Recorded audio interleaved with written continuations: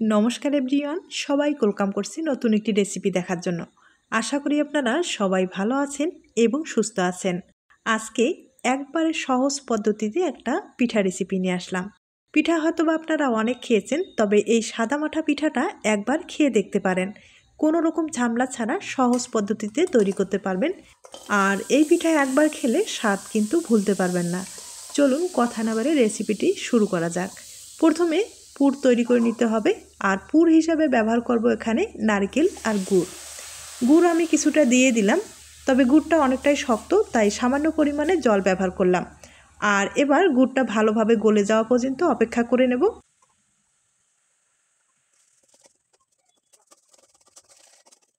গুড়টা ভালোভাবে গলে গেছে, এবার কিন্তু এখানে কিছুটা নারকেল কোড়ানো দিয়ে দিব। আর নারকেল কোড়ানোটা দেওয়ার পরে খুব ভালোভাবে নেড়েচেড়ে নিতে হবে। এই পুরটা একটু আঠালো করে তৈরি করে নিতে হবে, তাহলে পিঠাতে ব্যবহার করতে সুবিধা হবে। আর গুড়ের পরিমাণটা যদি একটু বেশি থাকে তাহলে কিন্তু এই পুরটা আঠালো হবে, অথবা আপনারা চিনিটা ব্যবহার করতে পারেন, কোনো সমস্যা নেই।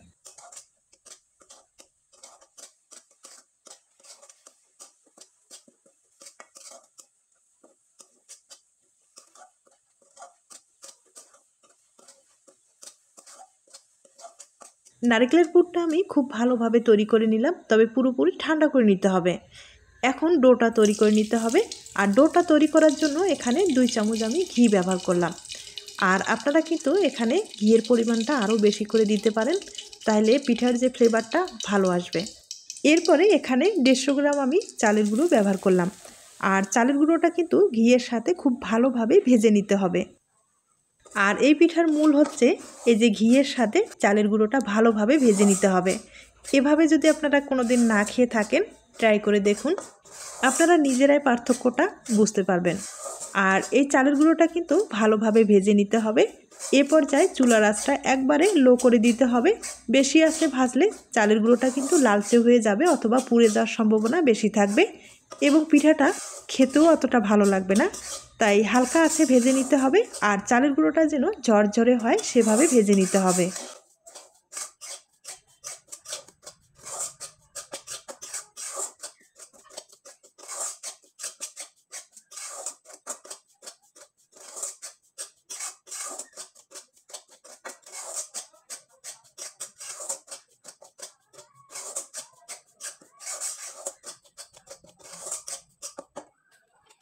এবার আমি স্বাদ মতো একটু লবণ ব্যবহার করব, তাহলে পিঠাটা খেতে ভালো লাগবে।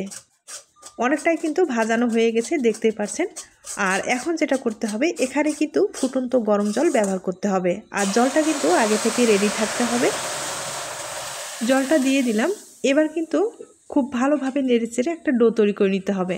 আর আমি আবারও বলছি, ফুটন্ত গরম জলটা ব্যবহার করতে হবে, আর জলটা কিন্তু আগে থেকেই রেডি থাকতে হবে।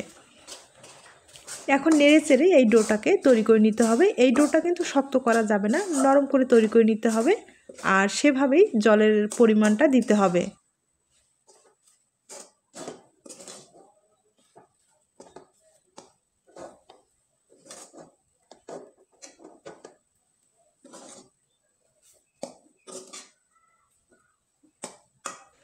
ডোটা আমি খুব ভালোভাবে তৈরি করে নিলাম। এবার একটা পাত্রে ঢেলে নিব। আর এখন ডোটা কিন্তু অনেকটা গরম আছে, গরম অবস্থায় হাত দিতে যাবে না। কিছুক্ষণ ঠান্ডা করার পরেই ডোটাকে হাত দিয়ে ভালোভাবে মথে নিতে হবে।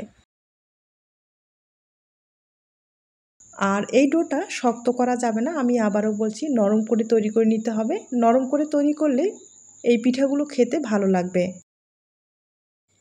ডোটা এখনও অনেক গরম রয়েছে, হাত দেওয়ার একটু সমস্যা হয়ে যাচ্ছে, তাই একটা স্টিলের গ্লাস দিয়ে ডোটাকে আগে খুব ভালোভাবে তৈরি করে নেব।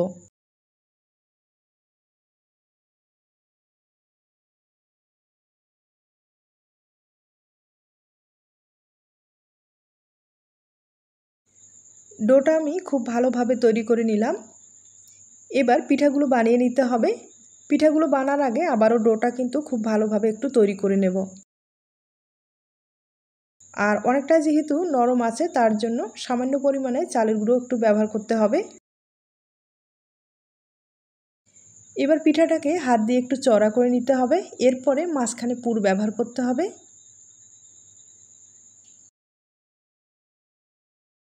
এই নারকেলের পুরটা একটু লম্বা লম্বি করে তৈরি করে নিতে হবে। সমানভাবে তৈরি করে নিতে হবে, আঁকা বাঁকা হলে পিঠাটা দেখতে ভালো লাগবে না।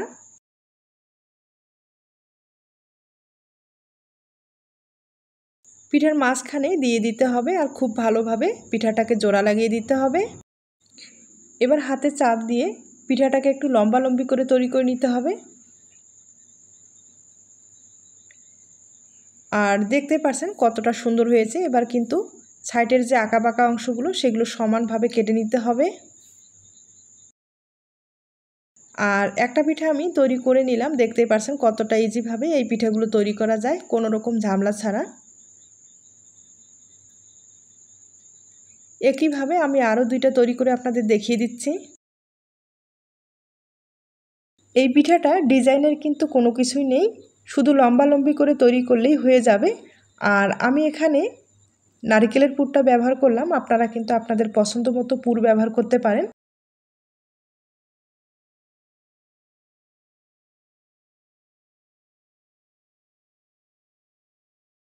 এই পিঠাটা আপনারা চাইলে বড় ছোট করে তৈরি করে নিতে পারেন।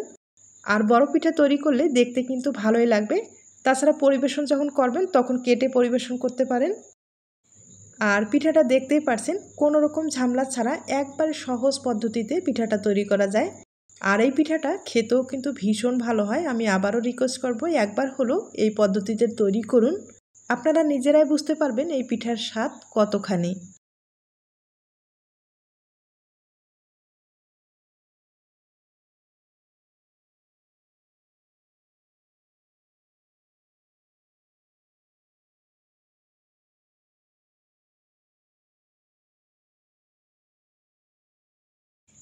আমি 3টা পিঠা আপনাদের তৈরি করে দেখিয়ে দিলাম।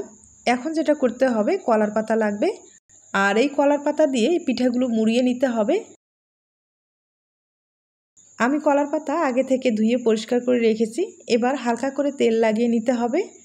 আর পিঠাগুলোর সাইজ করে কিন্তু কলার পাতাগুলো কেটে নিতে হবে, তাহলে পিঠাটা দেখতে ভালো লাগবে।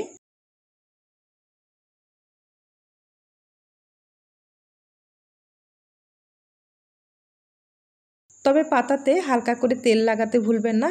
আর তেল লাগালে খুব ইজিভাবে পিঠাটা খুলে আসবে, একটু কিন্তু পাতাতে লাগবে না। আর এখন কিভাবে আমি মুড়িয়ে নিচ্ছি এটা কিন্তু একটু দেখেই বুঝে নিতে হবে। তবে টাইট করে কিন্তু মুড়িয়ে নিতে হবে। টাইট করে মুড়িয়ে নেওয়ার পরে বাড়তি যে অংশটা আছে সেটা কিন্তু কেটে বাদ দিয়ে দিতে হবে।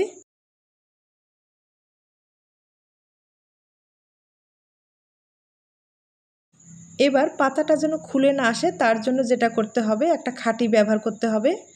আর খাঁটি দিয়ে এভাবে কিন্তু ভালোভাবে মুখটাকে বন্ধ করে দিতে হবে। দেখতেই পাচ্ছেন পিঠাগুলো কতটা সহজভাবে তৈরি করা যায়। আর পিঠাগুলো কিন্তু আমি আবারও বলছি, কলার পাতাটা যখন ব্যবহার করবেন অবশ্যই টাইট করে ব্যবহার করতে হবে।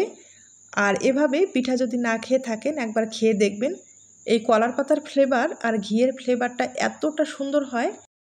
তাছাড়া হঠাৎ কোনো অতিথি আপ্যায়ন বা নিজেদের জন্য স্পেশাল কিন্তু এই পিঠাটা রাখতে পারেন। আর এই পিঠাটা কাউকে তৈরি করে খোয়ালে সে আপনার প্রশংসা না করে পারবে না। অবশ্যই আপনার রেসিপিটি জানার চেষ্টা করবে। এই কলার পাতাটা যখন মুড়িয়ে নেবেন আপনারা চাইলে পুরো কলার পাতাটাই কিন্তু মুড়িয়ে নিতে পারেন। আর আমি সামান্য পরিমাণে বাড়তি অংশটা কেটে বাদ দিয়ে দিলাম।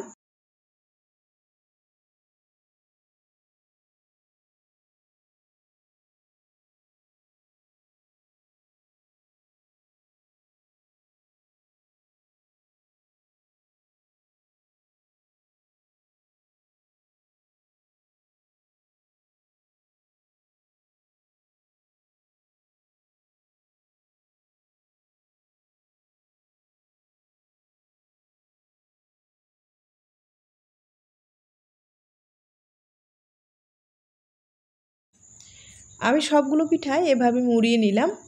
আর মুড়িয়ে নেওয়ার পরে এই পিঠাগুলো কিন্তু ভাপিয়ে নিতে হবে। ভাপিয়ে নিলেই আপনারা পুরো মাস জুড়ে সংরক্ষণ করে খেতে পারবেন। তবে কিভাবে সংরক্ষণ করবেন আমি বলে দিচ্ছি। এই পিঠাগুলো ভাপিয়ে নেওয়ার পরে ঠান্ডা করার পরেই কিন্তু আপনারা যে কোনো প্লাস্টিকের বক্সে ভরিয়ে ফ্রিজে রেখে দিতে পারেন। আর যখন খেতে ইচ্ছে করবে তখন কিন্তু বের করে আবার একটু গরম করে বা তেলে ভেজে আপনারা খেতে পারেন। আর বাচ্চাদের টিফিন হিসাবেও কিন্তু দিতে পারেন এই পিঠাটা।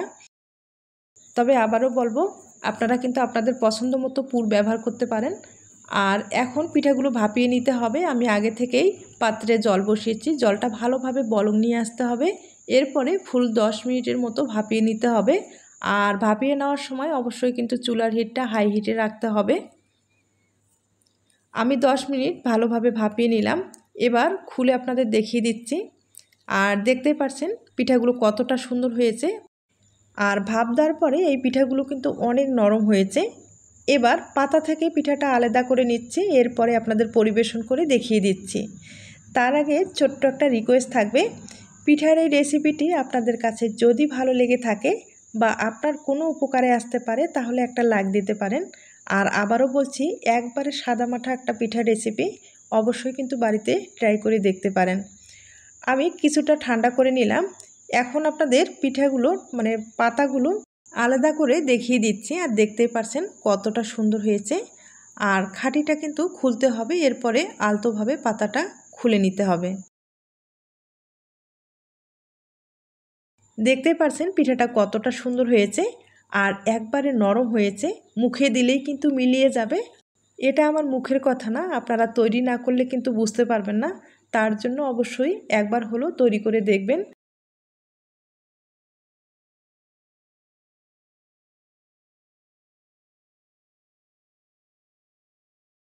আমি একইভাবে সবগুলো পাতা থেকে আলাদা করে নিলাম আর দেখতে পাচ্ছেন কতটা সুন্দর হয়েছে। এবার আপনাদের ভেঙে দেখিয়ে দিচ্ছি।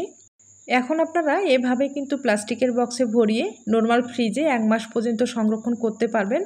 আর যখন খেতে ইচ্ছে করবে তখন কিন্তু হালকা করে গরম করে খেতে পারেন। আর যদি মুখরোচক খেতে চান সেক্ষেত্রে কিন্তু তেলে ভেজে আপনারা খেতে পারেন। আর তেলে ভাজলে একবারে মুসমুসে হবে, পিঠাটা খেতে আরও ভালো লাগবে।